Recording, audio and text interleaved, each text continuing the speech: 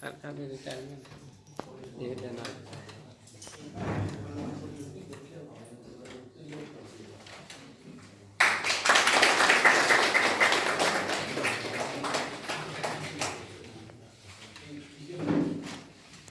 এরপরে যে শালটি তুলে দেওয়া আমাদের ডিপার্টমেন্টের পক্ষ থেকে একটি শাল তুলে দেওয়া হবে।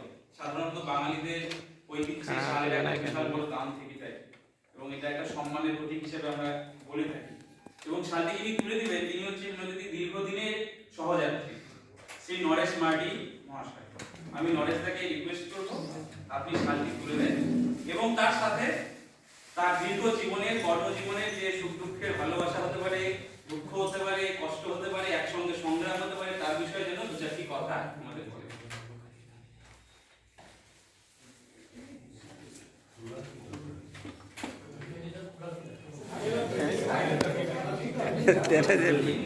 चलो से बना लेते हैं दीदी को भेजने।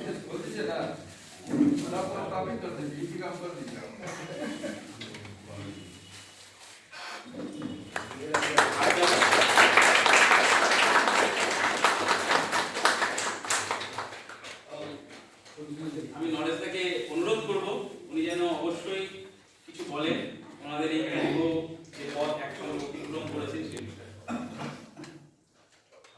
আমি সকলকে নমস্কার। আমার আধিকারিকগণ এবং আমার উপস্থিত সৎকর্ম নমস্কার।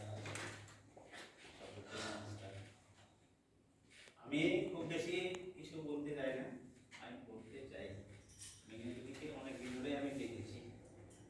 এখন ডিপার্টমেন্টে আমি যখন কলকাতায় কিন্তু ট্রান্সফার হয়ে নওগাঁয় চলে এসেছি, তারপর এখানে আবার দেখা হয়েছে। যাই হোক রয়েছে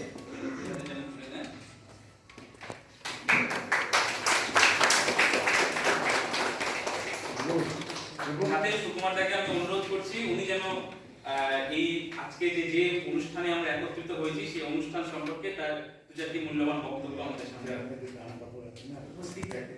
আমার সহকারী